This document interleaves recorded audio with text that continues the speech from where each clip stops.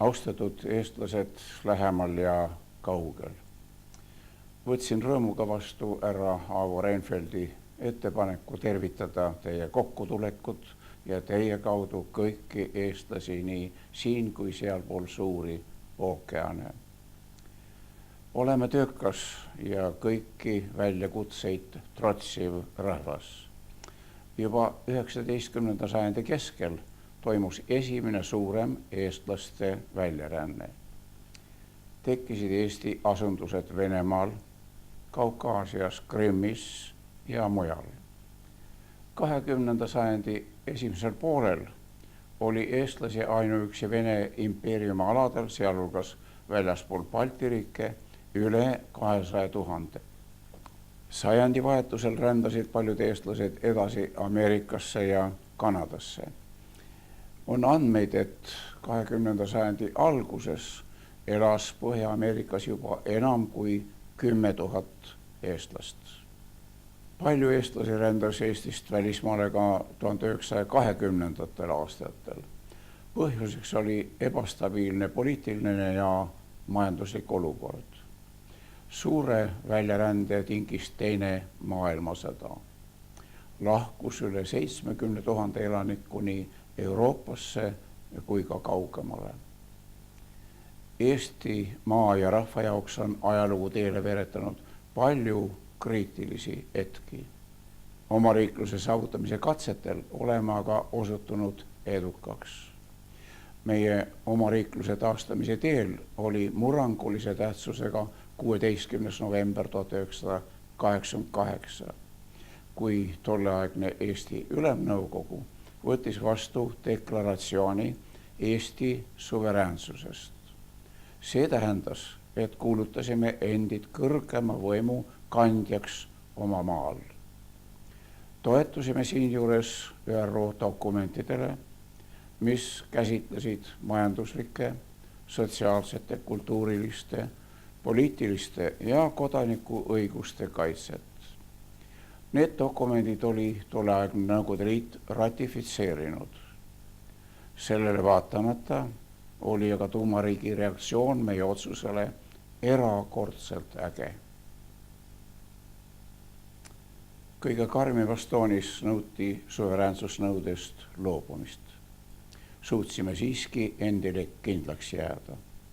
Veelgi enam, alustasime kohe kogu meie tolleaegse seadusandliku baasi revisjoni ja selle kohandamist Euroopa õigusnormidele.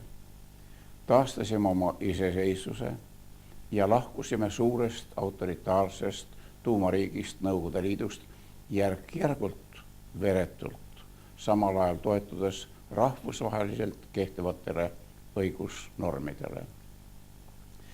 Kui lõpuks 20. augustil 1991. aastal Eesti Ülemnõukogu kuulutas välja Eesti iseseisvuse riikliku järjepidevuse alusel, oli iseseisvunud Vene Föderatsioon üks esimesi, kes meie taasiseseisvumist tunnustas. Hakkasime üles ehitama iseseisvat riiki. Kui meid 2004. aastal Euroopa Liidu liikmeks võeti, oli Eesti seadusandlus juba suures osas kohandatud, harmoniseeritud Euroopa Liidu normidele. Oma riigi väljaehitamisega oleme tegelenud tänini, kuigi vahel ka katse-eksituse meetodil. On terve rida elualasid, kus meie edusamme on tunnustatud ka rahvusvaheliselt.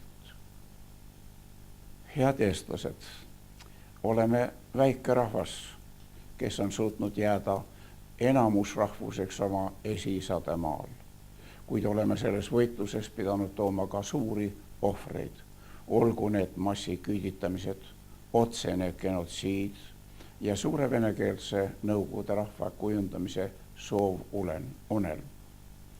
Oli aeg enne Eesti taasiseseisvumist, kus mitte eestlaste arvukus oli kasvanud 45%-ni. Nüüd juba veerand sajandit oleme oma riiklust nautinud. Kuulume Euroopa Liidu perre ja oleme võimete piires arendanud erinevaid elualasid. Meie väike riik on rikas loodusvarade poolest. Meil on põlevkivi, tiktoneema kilta, fosforiidimaaki, sinisavi, lubjakivi, metsamaterjali ja nii edasi. Oma energiavajaduse oleme seni rahuldanud põhiliselt põlevkivi baasil, kuid meil on energiakandjatena kasutusel ka turvas, puit, olmejäätmed, päikese ja tuuleenergia. Eestis on piisavalt üles haritavat maad selleks, et oma rahvas ära toita. Võime kindlustundega vaadata tulevikku ja liikuda mööda jätkusuutliku arengurada, mille võtsime eesmärgiks kohe peale taasiseseisvumist 20. augustil 1991. aastal.